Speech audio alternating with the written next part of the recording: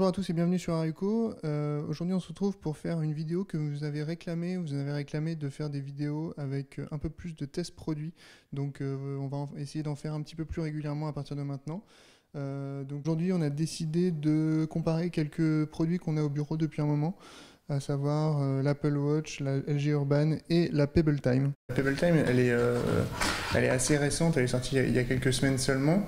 C'est plutôt une bonne surprise parce que le produit est assez joli et assez bien fini.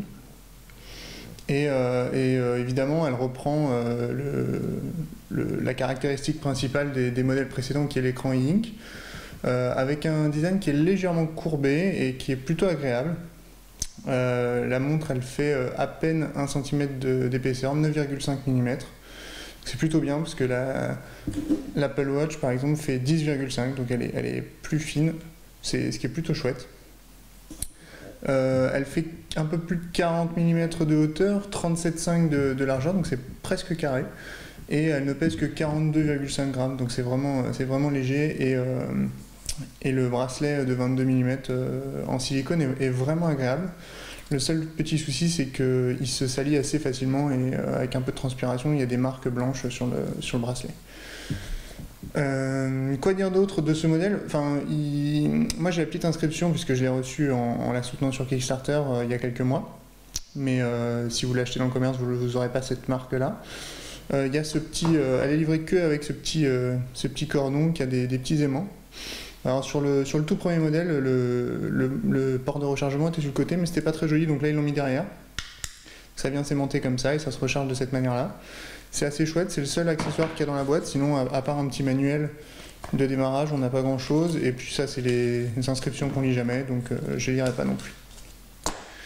La vraie nouveauté de ce modèle-là, en fait, c'est probablement le fait que l'écran soit couleur.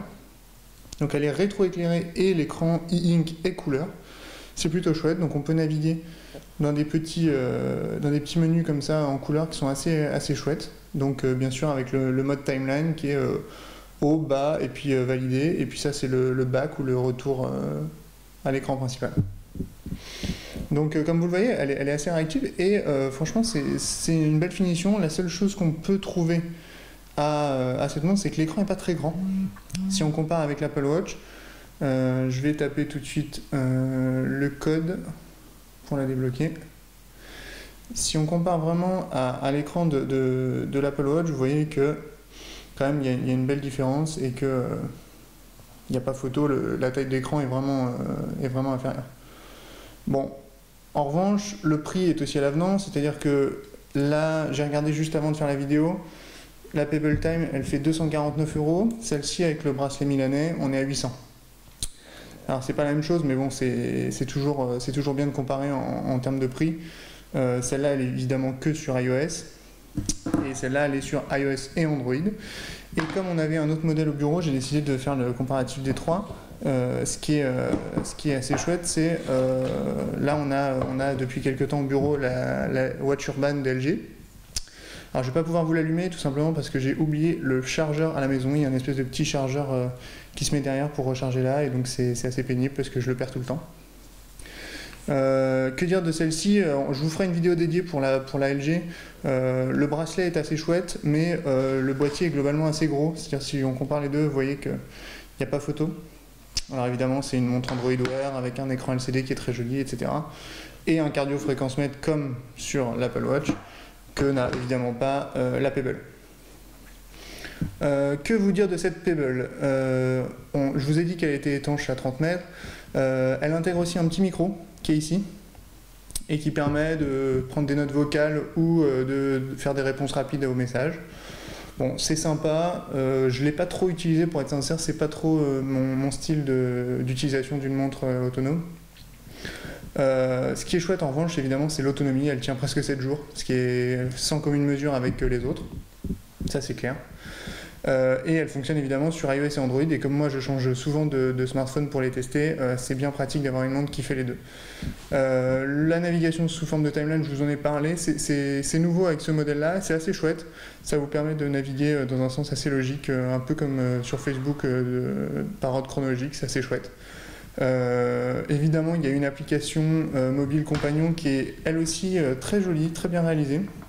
je vais vous la montrer maintenant.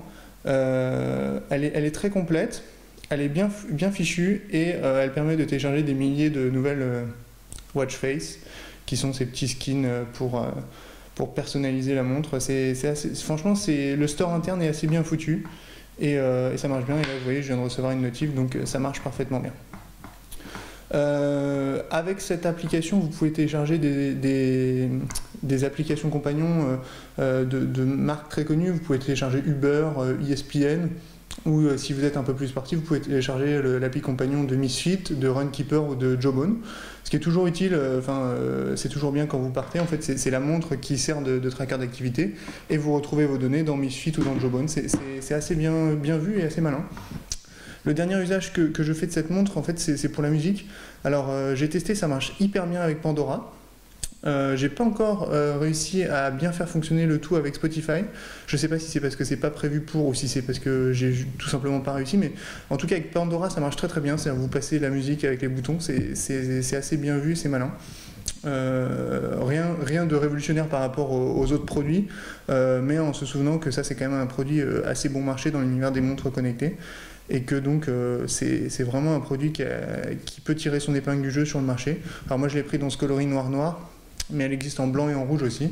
Et les 3 modèles sont à 249 €. J'ai regardé sur Amazon tout à l'heure, c'est le prix. Et je pense que d'ici peu, en milieu de vie du produit, elle perdra encore 20 ou 30 € et là ça sera vraiment un produit hyper compétitif. Donc si vous avez un iPhone 4S ou supérieur et un Android sous Android 4 ou plus, c'est vraiment une montre à considérer. C'est assez simple, c'est agréable, ça dure très longtemps, 7 jours, c'est vraiment chouette. Et je vous invite à lire notre test que je vais publier d'ici quelques semaines. Franchement, c'est un très bon produit. Je vous invite à lire tous nos tests sur le site et puis je vous retrouve pour une prochaine vidéo.